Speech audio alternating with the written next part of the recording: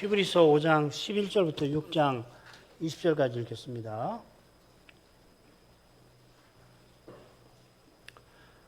5장 11절부터 읽습니다. 멜기세덱에 관하여는 우리가 할 말이 많으나 너희의 듣는 것이 둔함으로 해석하기 어려우니라.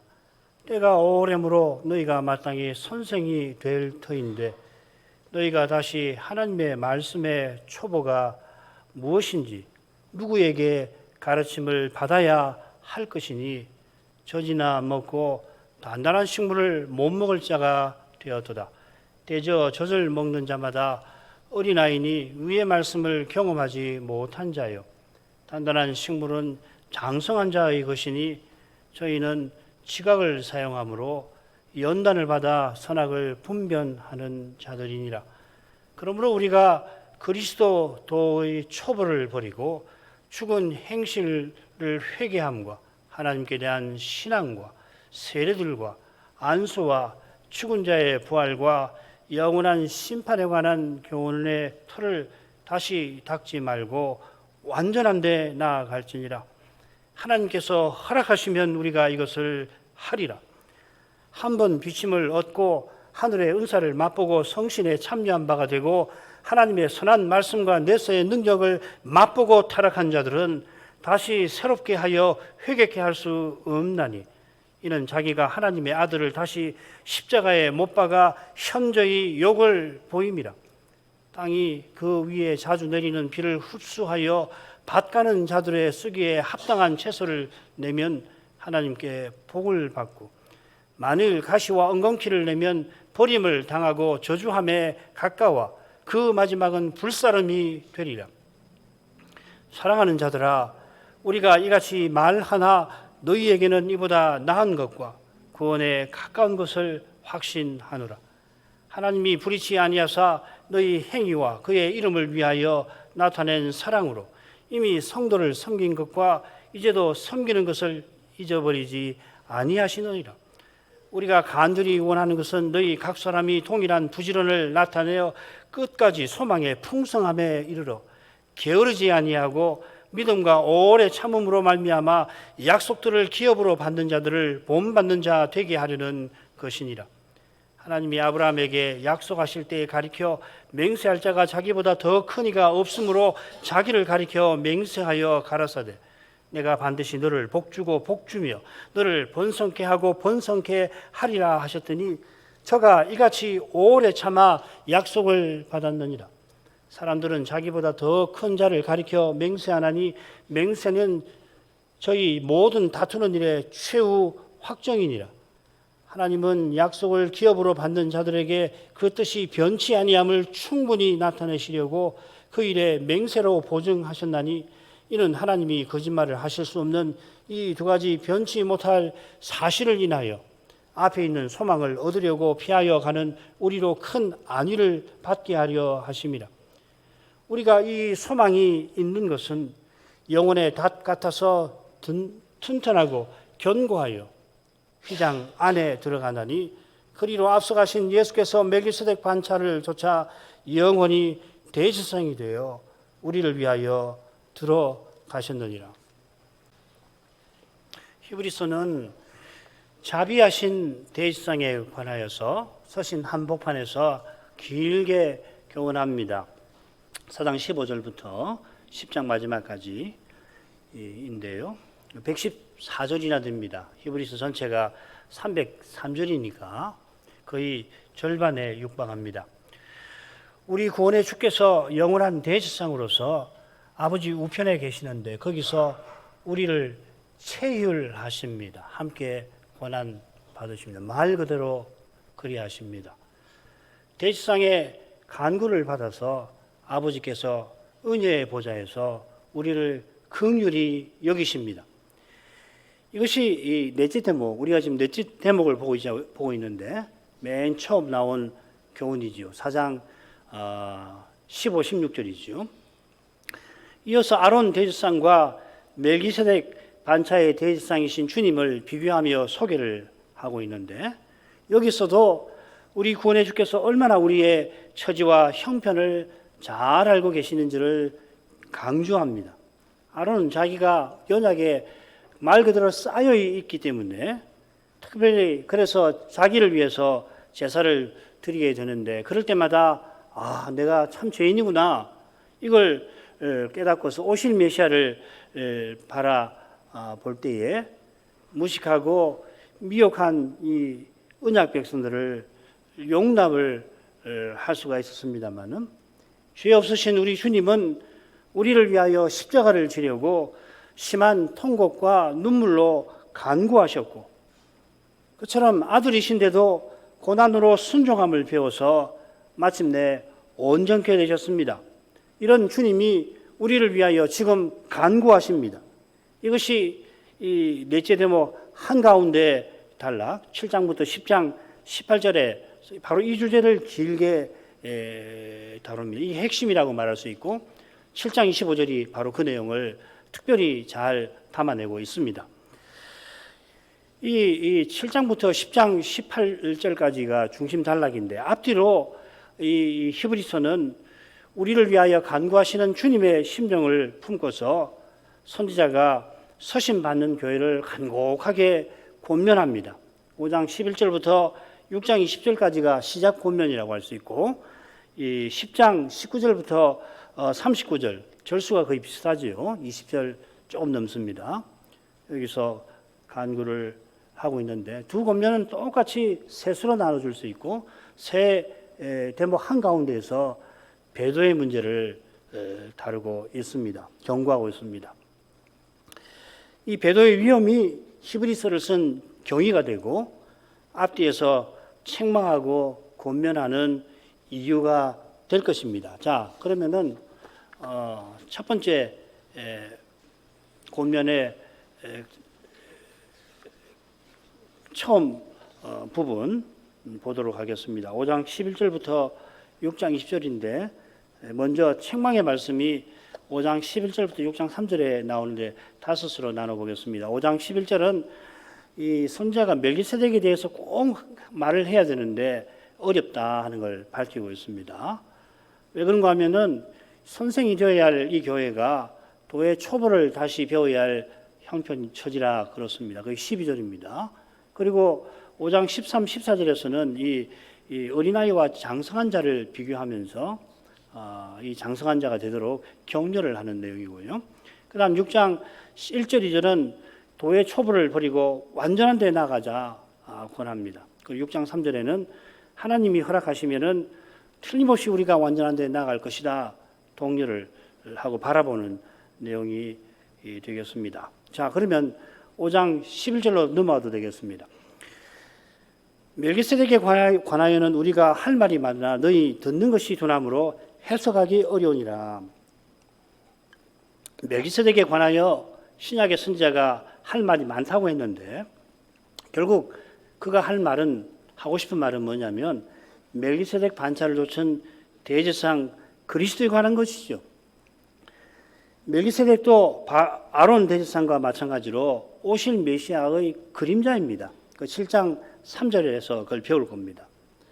선자가 그리스도를 떠나서 멜기세덱을 말할 이유도 또 가치도 별로 없어요.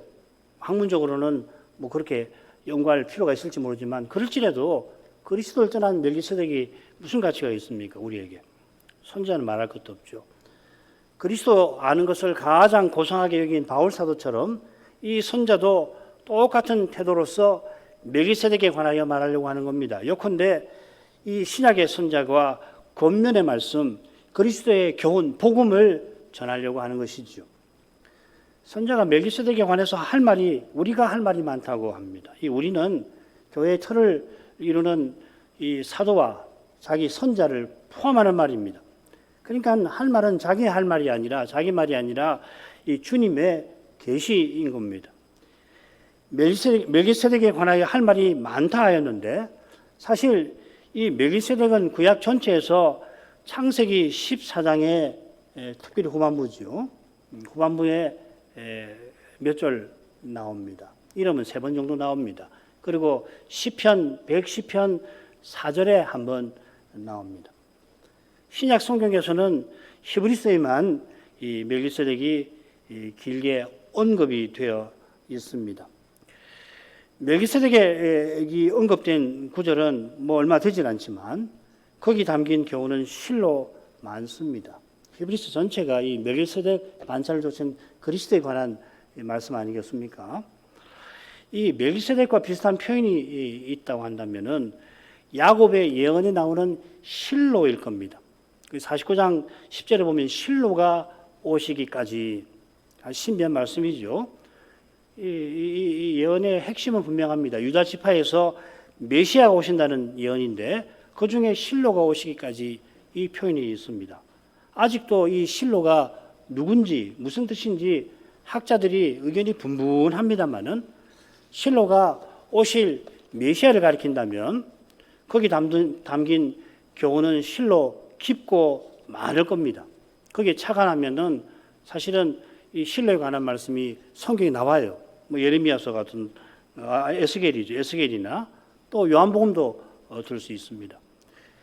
다윗이 예루살렘을 정복하여서 거기 언약궤를 모시기 전까지 이 예루살렘도 멜기세덱이나 실로처럼 많은 백성에게 신비에 가려져 있었을 텐데, 그러나 다윗 같은 선지자들은 이 아브라함이 이곳에서 모리아산이 바로 그 예루살렘 성전 산이 있는 데 아니에요. 여기서 이삭을 드린 일이라든지 또 이 예루살렘을 이 두 지파가 왕직을 배출하는 유다 지파와 베냐민 지파가 함께 이 예루살렘을 기업으로 받는 일, 이런 일에 담긴 교훈을 선자들은 정말 잘 알았을 것 같아요. 참 신비한 일이잖아요. 예루살렘을 기업으로 주시는데 위는 베냐민, 아래는 유다 지파에게 주시잖아요. 그게 두 지파에서 왕직이 나오는 것과 무관하지 않단 말이죠. 성경을 참 연구를 많이 해야 합니다. 여전히 모르는 게 참 많이 있어요. 왜 그러냐면 당연하죠. 하나님 말씀이니까. 아무리 특별히 기독교 신약사가 2000년이 넘지, 해석의 역사가 2000년이 넘고, 신약 이전에도 유대교 안에서 이 구약 해석이 있고, 유대교 이전에도 바른 구약교에서 성경 해석이 있었을 거 아니에요? 다 몰라요. 지금도 그렇습니다. 2000년 동안 한 책에 관해서 이렇게 수많은 이 연구자가, 심지어 연구자만 아니라 많은 신자가 연구하고 해도 하나님 말씀을 모르는 거 아직도 수두룩합니다. 왜 그러냐? 다른 게 아니에요. 이건 정말 하나님의 계시여서 그렇습니다. 성신을 의지해서 조금씩 깨달아 가는 것이죠. 선지자가 할 말이 많다 한 것은 내가 멜기세덱에 관한 지식이 많다는 게 아닐 겁니다. 서신 받는 교회 형편에 비추어서 선지자라서 할 말이 많은 겁니다. 자기 지식 자랑하는 거 아니잖아요. 교회 당면한 문제를 놓고서 이 교훈이 꼭 필요해서 할 말이 많은 거죠. 교회 문제를 풀려고 주님께서 멜기세덱 반차의 철을 젖은 대지상이신 것을 힘써 전하려고 하는 겁니다. 자, 이 점에 비추어서 이어지는 표현을 살필만 합니다. 할 말은 많은데 그러나 해석하기 어렵다. 우리 번역은 그렇게 되어 있죠. 많으나 이렇게 되었습니다. 이렇게 새기는 게 자연스럽게도 보이고 문법적으로도 뭐 그렇게 해석하려면 얼마든지 할 수가 있습니다만은 원문은 어떻게 되냐면 할 말이 많고 또 해석하기 어렵다 이렇게 되어 있습니다. 그 이유가 뭐냐면 너희의 듣는 것이 둔한 사실 때문에 할 말도 많고 그래서 해석하기도 힘들다. 뭐 잘 들으면은 뭐 딱히 할 말이 많지 않거든요. 이미 잘 알고 있으니까. 그리고 뭐 해석할 게 뭐 있습니까? 잘 듣고 그럴 텐데. 설명하기 어렵다. 해석하기 어렵다는 말은 설명하기 어렵다는 건데 이게 뭔 뜻일까? 이걸 살피기 위해서 먼저 듣는 것이 둔한 상태가 뭔가를 한번 보십시다. 여기 이 듣는 것은 듣는 내용보다는 한글 개혁대로 듣는 태도나 행위를 가리킵니다. 그야말로 듣는 것. 영어로 하면 hearing이 되는 거죠. 그죠? 둔하다고 하는 표현이 신약 성경의 히브리서에만 2번 나오는데 6장 12절에 용케 또 거기 나와요. 거기 어떻게 되냐면 게으르다 이렇게 되어 있습니다. 우리가 부지런하여서 끝까지 소망의 확신을 끝까지 가져야 하는데 그러려면은 게으르지 말아야 한다 이렇게 되어 있습니다. 이런 뜻을 살리면은 듣는 태도가 둔하다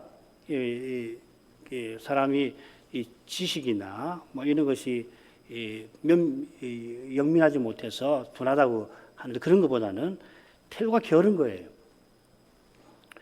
이 해석이 좋은데 히브리서 선자가 첫 권면에서 뭐라고 그랬냐면 모든 들은 것을 우리가 더욱 간절히 삼가자, 더욱 주의를 기울이자. 우리가 배도의 물결에 휩쓸리지 않으려면은 사도가 전한 말씀에 더욱더 주의를 기울이자, 그렇게 권하지 않았습니까? 사도가 이렇게 권면한 이유가 여기 언급되어 있는 겁니다. 서신 받는 교회가 듣는 것이 게으른 겁니다.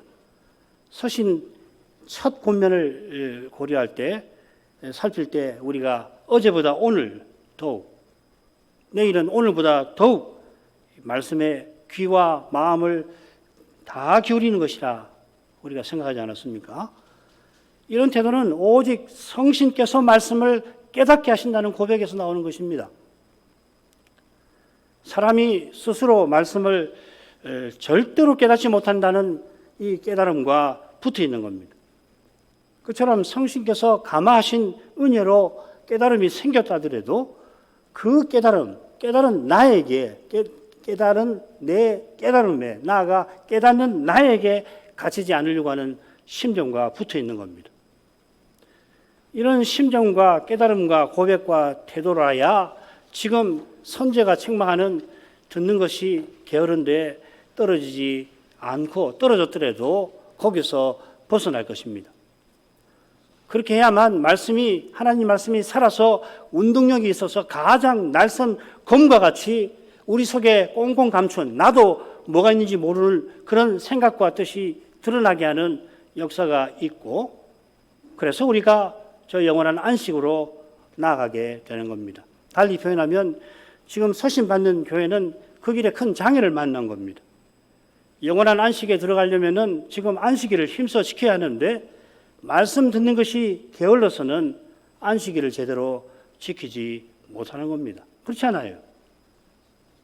뭐 예배 시간 전에 잘 와서 앉아서 조용히 뭐 기도도 하고 경건한 모습을 다 보이더라도 하나님 말씀을 전하고 받는 일이 안 되면 그게 무슨 안식일 지키는 거냐 말이지.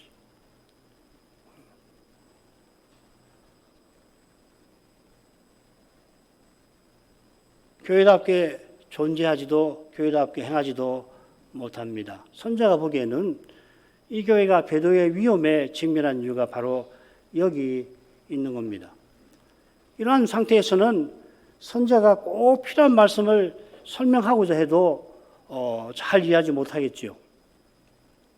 이미 잘 알고 있다고 생각하고서 듣지 않으려 할 수도 있을 겁니다. 고린도 교회처럼 오해라도 하지 아니하면은 다행이라 할 정도인 것입니다. 12절로 가겠습니다. 때가 오래므로 너희가 마땅히 선생이 될 터인데 너희가 다시 하나님의 말씀의 초보가 무엇인지 누구에게 가르침을 받아야 할 것이니 젖이나 먹고 단단한 식물을 못 먹을 자가 되어도다. 12절은 이유인즉슨 이렇게 시작됩니다. 선자는 멜기세덱에 관하여 할 말도 많고 설명하기도 어려운 그 이유를 선자가 여기서 제시하는 겁니다. 선자가 이런 처지에 놓인 것은 그들이 듣는 것이 게으른 까닭입니다. 이어서 이 교회가 듣는 것이 게으른 이유를 선자가 말하는 겁니다.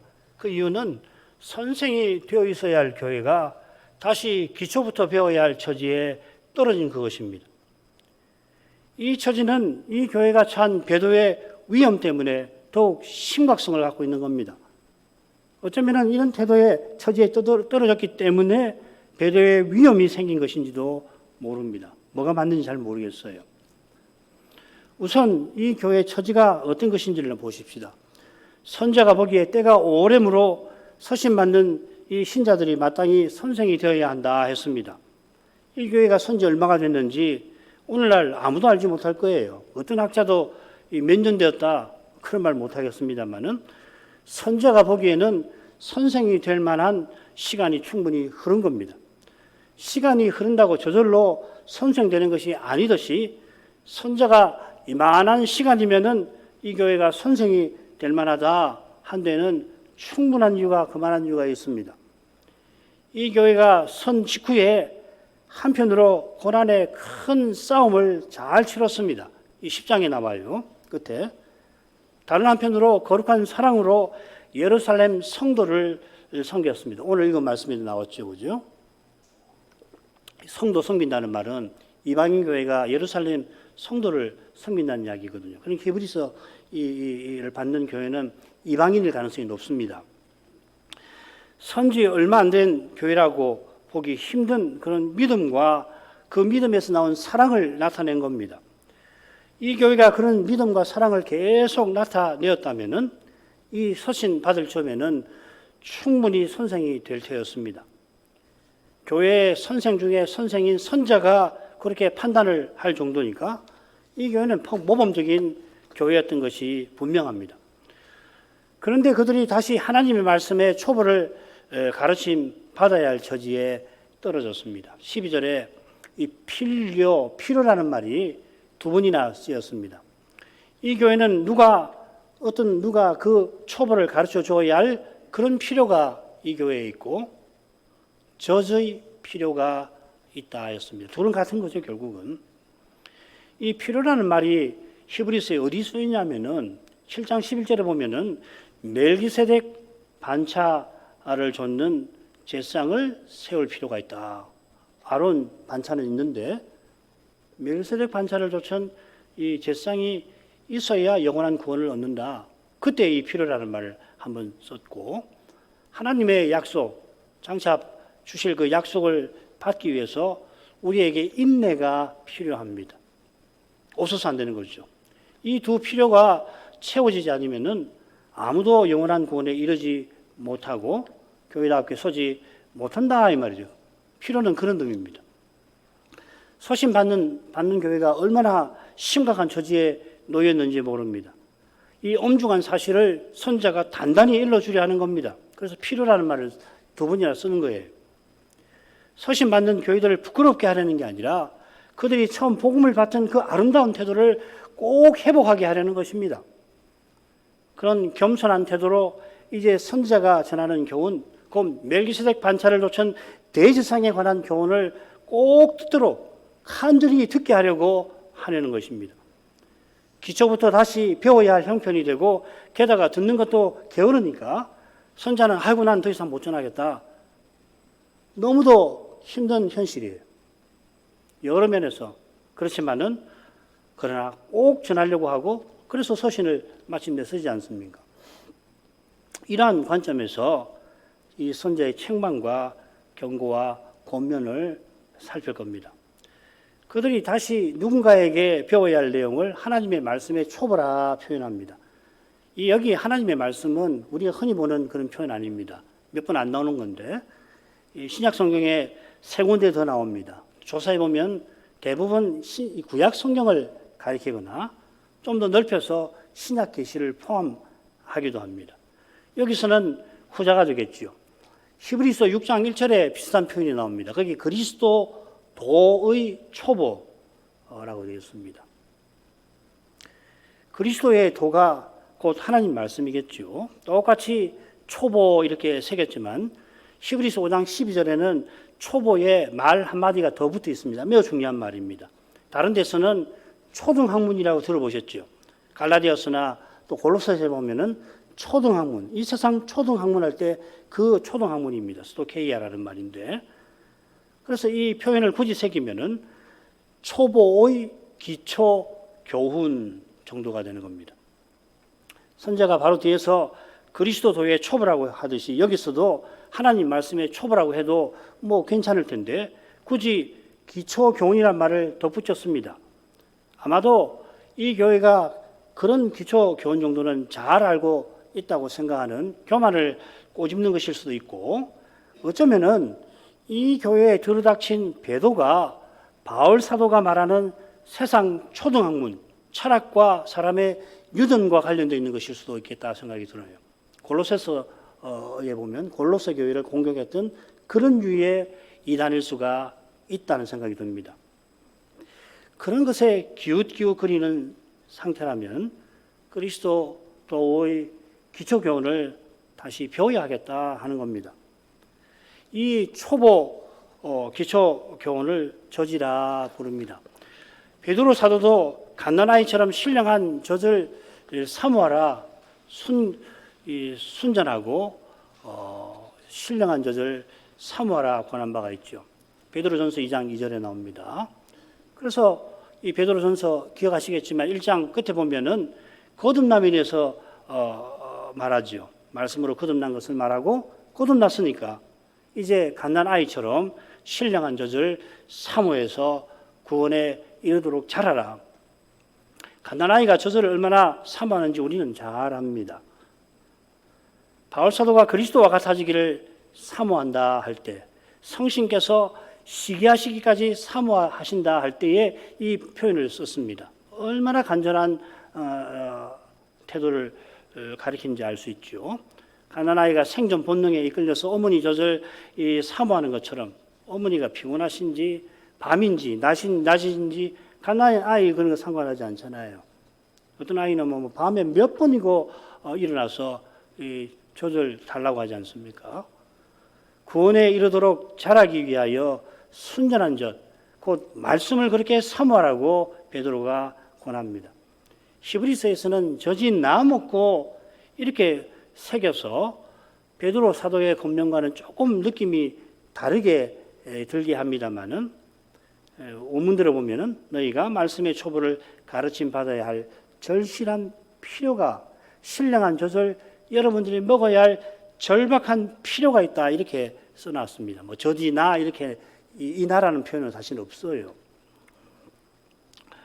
베드로 전서를 받는 교회는 이 세상에서 나그네와 행인으로 살아가야 할 힘겨운 처지인데, 그런데 이제 갓난아이처럼 믿은 지 얼마 안 된 그런 상태라 신령한 젖을 사모하라 권한 것입니다.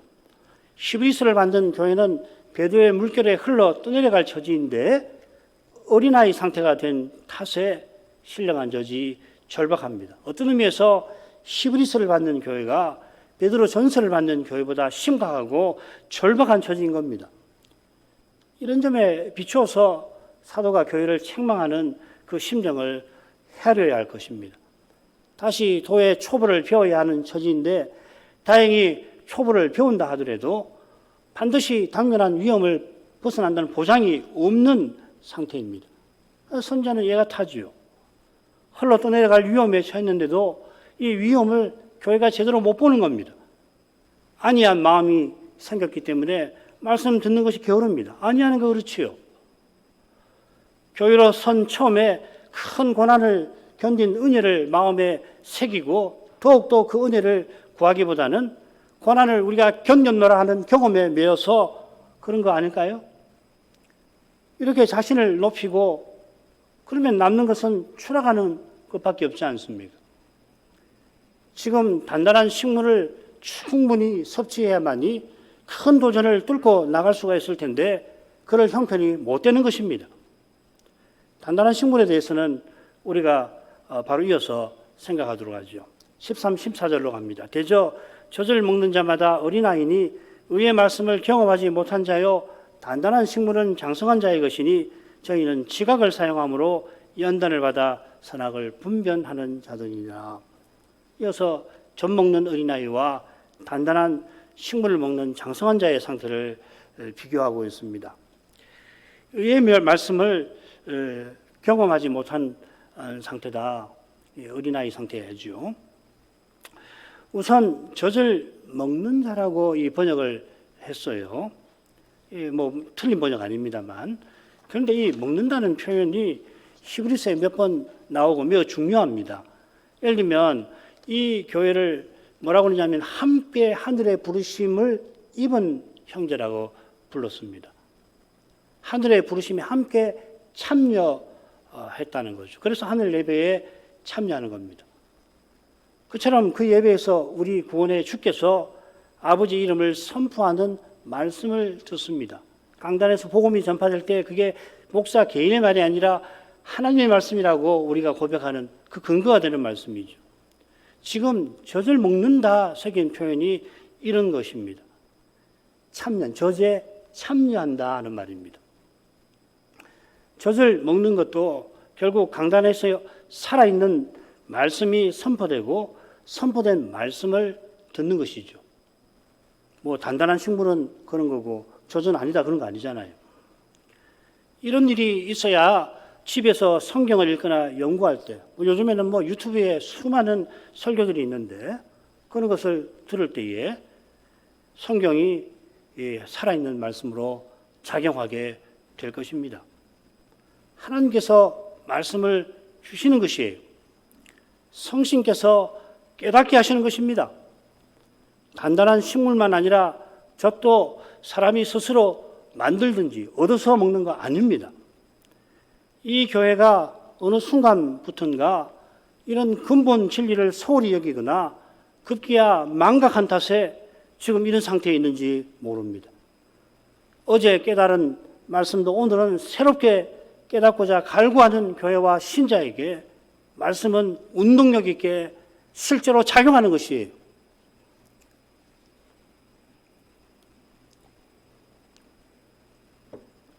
의의 말씀은 분명 젖과 비교되는 단단한 식물을 가리키겠죠. 또 의의 말씀은 이어지는 멜기세덱 반차의 대지상에 관한 교훈을 가리킬 겁니다. 자, 이런 점에서 이 멜기세덱을 의의 왕이라, 이 멜기세덱이라는 말 자체가 풀면 의의 왕이라는 말이거든요. 멜레크 왕이라는 말이고요. 세덱 의라는 말이거든요. 그래서 의의 왕이다. 이름 자체가 그렇게 되어 있습니다. 그런데 굳이 그 이름의 뜻을 풀어서 말하고 있습니다. 이 점에 비추어서 의의 말씀이라고 하는 것을 새겨야 합니다. 이 의라고 하는 표현이 믿음의 용사에 한번 사용됐는데 앞에 뭐라고 했냐면 기드온, 바락, 삼손, 입다, 다윗, 사무엘과 및 선자들이 믿음으로 나라들을 이기기도 하고 의를 행하기도 했다 이렇게 되어 있습니다. 이런 내용을 보면 여기 의라고 하는 것은 사사나 왕의 바른 통치를 가리키는 것 같습니다. 이것은 아들께서 의를 사랑하고 불의를 미워하시는 메시아 왕이신 것과도 잘 어울리죠. 시편 1편 9편에 보면 이 시편 45편을 인용해서 이 메시아 왕은 의를 사랑하는 분이다. 히브리에서 마지막에 나오는 의도 왕의 바른 통치와 무관하지 않은 것 같습니다. 밀접합니다. 히브리서 12장 11절입니다. 아버지의 징계를 달게 받는 아들. 이 죄지어서 징계받는 거 아니죠. 이 사람은. 이 믿음의 용사에 관한 것과 붙어 있는 거죠. 이 부분 읽을 때 죄지어서 징계받는 걸로 자꾸 이해하시는데 문맥으로 보면은 이 믿음의 용사입니다. 신약이 믿음의 용사에 관한 이야기입니다. 의의 평강한 열매를 맺는데 이 의와 평강이 성신 안에서 하나님 나라의 열매입니다. 로마서 14장 17절이죠. 이 의와 평강은 믿음으로 고난을 뚫고 나가는 사람이 맺는 것이다 하는 뜻입니다. 히브리서 12장 4절에 보면 피 흘리기까지 대항함. 요거 배도의 세력과 맞서서 이 핍박을 받고 죽임 당하는 것을 가리키는 표현이거든요. 이런 내용들을 참조하면 의의 말씀을 경험한다는 것은 믿음의 길에서 고난을 통과하는 삶을 가리키는 것 같습니다. 이 삶을 잘 보여주는 예가 이 부분과 짝을 이루는 6장 9절부터 20절에 나와요. 그게 누구냐? 아브라함입니다. 그의 조상 노아도 그런 삶을 살았는데 믿음으로 좇는 의의 후사가 되었다. 히브리서 11장 7절이죠.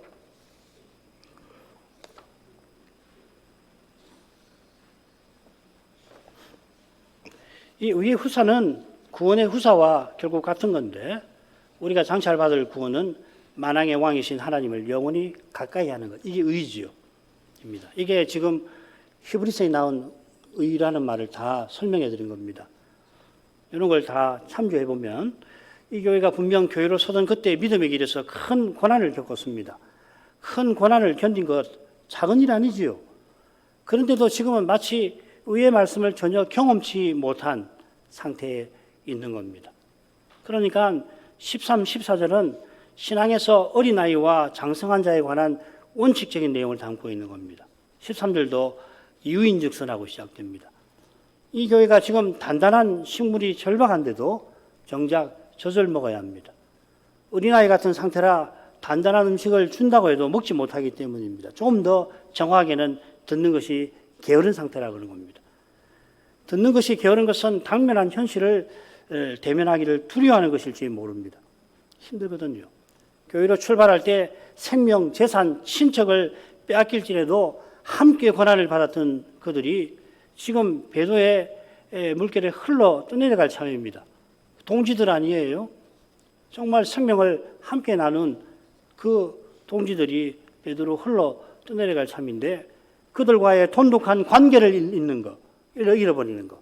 그처럼 믿음의 길에서 다시금 재산과 생명을 빼앗기는 것을 두려워하는 것일지 모릅니다. 무섭죠. 그러나 주님을 떠난 관계는 없는 거예요. 그게 누가 됐든지 간에. 주님을 떠난 생명과 재산은 없는 것도 못할 수 있는 거예요. 선자는 여러분이 이미 의의 말씀을 경험한 바 있지 않습니까? 하고서 격려를 하려는 것 같습니다. 그런 심정이 14절에도 넌지시 드러납니다. 어린아이가 젖을 먹고 자라듯이 장성한 자는 단단한 식물을 먹고 삽니다. 단단한 음식 먹으려면 일단 치아가 단단해야 하고 치아만 단단할 수는 없지요. 몸 자체가 자라야지 단단한 거 아닙니까? 그리고 강한 소화 기능을 갖춰야 되는데 그 사람이 상당히 자라야 되는 거 아닙니까? 선자가 장성한 자가 누군지를 14절 후반부에서 설명하는데 오해가 생길 수 있어서 제가 부득불 번역을 조금 고쳐서 설명을 드리려고 합니다. 이렇게 되어 있습니다. 저희는 그 상태, 저희는 장성한 자죠. 장성한 자는 그 상태 때문에, 여기 그 상태라고 있어요. 장성한 자의 상태 때문에 지각이 연단을 받아 선악을 분변하는 자니라. 분별도 틀리지 않습니다만 우리 성경대로 분변이라고 하죠. 한글 개역은 지각을 사용함으로 새겼는데 이 사용이라고 새긴 낱말이 신약 성경 여기만 나옵니다. 다른 데 보면은 상태를 가리켜요. 헬라어 구약 성경에 보면 신체 골격을 가리킵니다. 지금 이 용례가 지금 이 맥락에 맞지 오죠. 연단 받는다는 말은 이 김나지움이라는 말 우리 청소년들 들어보셨죠? 체육관이라는 말. 이 짐이라는 말 요즘에 쓰잖아요. 그 짐이라는 말을 여기 썼습니다. 체육관에서 훈련하는 이미지가 나옵니다. 운동선수가 타고난 신체가 있을 때에 훈련 효과를 제대로 보고서 좋은 결과를 내지 않습니까? 그처럼 여기 그 상태라고 하는 것은 장성한 자의 상태를 가리킵니다. 그 상태가 바로 다음에 나옵니다.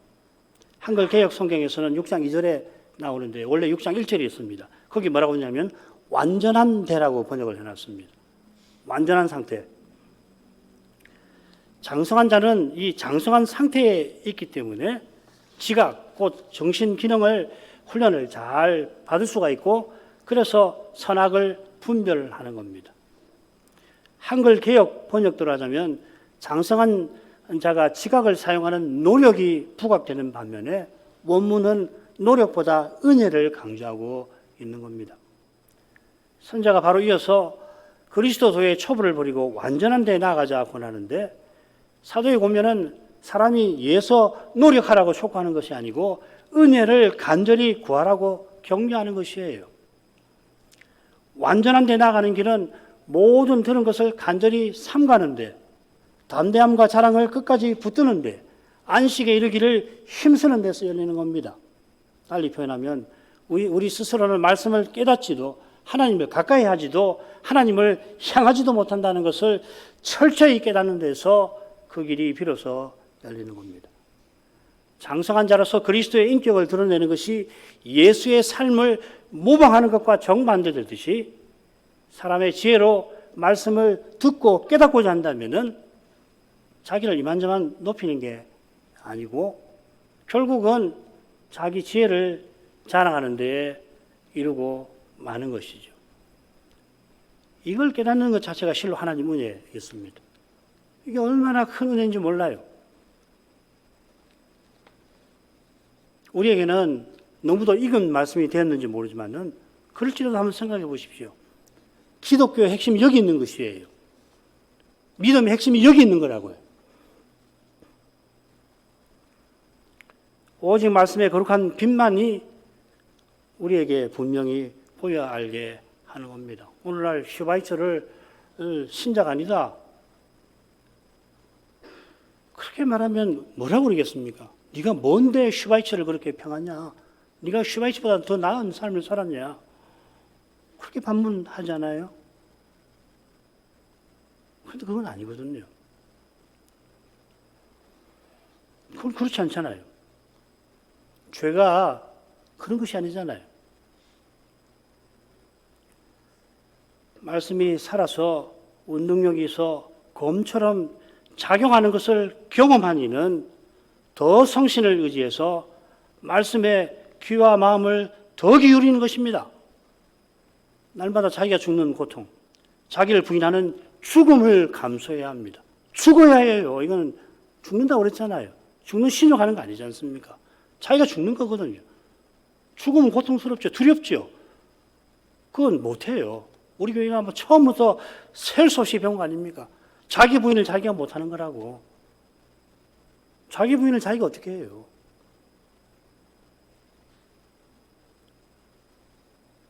죽음을 감수해야지 비로소 내게서 부활의 능력, 죽었다가 다시 사신 그리스도의 능력이 드러나는 거 아닙니까?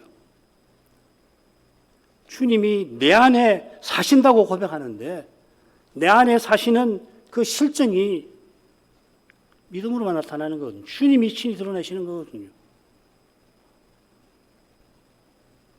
여기 선악을 분별한다고 했는데 왕이 하는 일입니다. 선악 분별하는 것은 멜기세덱 왕이죠. 제사장이면서 왕인 그리스도의 사역입니다. 이것이 오직 내 안에 그리스도가 사신 것이다 하는 바울의 고백입니다. 이런 고백만이 내가 뭘 했다 하는 아상에서 벗어나는 겁니다. 이 아상을 벗어나야만 비로소 우리의 지각이 제대로 연단이 되는 겁니다. 벗어나지 않으면 연단되는 게 아니죠. 엉망이 되는 거 아니에요. 자기 자랑하는데, 자기 지식 쌓는데, 자기 자랑하는데 그 지각이 훈련이 돼가지고서 악영향을 미치는 거 아닙니까? 오늘 이만큼 하고 다음 시간에 계속하겠습니다. 기도하겠습니다. 거룩하신 아버지, 히브리서 선자가 서신받는 교회를 권면한 이 말씀 오늘 살피면서 선지자와 사도의 말씀이 어느 시대에 어느 곳에 서든지 하나님 교회에 절실한 말씀인 것을 깨닫는 동시에 이 시대에 더욱 절실한 말씀인 것을 생각하게 됩니다. 이 교회가 어떻게 해서 배도의 위험에 떨어졌는지 잘 알기 어렵지만 그런 위험한 현실에서 말씀 듣는 것이 게으른 이 교회의 상태 자체가 실로 위험한 것이 아닐 수가 없겠습니다. 처음부터 이 교회가 그랬던 것도 아니고 오히려 반대로 교회로 서자마자 고난의 큰 싸움을 견뎠고 거룩한 사랑으로 성도의 사귐을 실천했던 것을 생각할 때 이 서신받는 지금 혹 흘러 떠내려갈 위험에 처하게 된 데서 죄가 얼마나 교묘하고 끔찍한 거며 주님의 원수들의 공격이 그만큼 철저하고 두려운 것임을 일깨웁니다. 저희 당한 이 현실은 세계적 배도이니까 틀림없이 이 교회보다 더 힘든 상태인 줄 압니다. 때를 따라 도우시는 긍휼하심과 은혜가 저희에게 절실함을 구합니다. 주님 저희 모두를 하감해 주셔서 이 심정을 주님을 간절히 바라는 심정을 살펴주시고 하감해 주시옵소서. 예수님 이름으로 기도합니다. 아멘.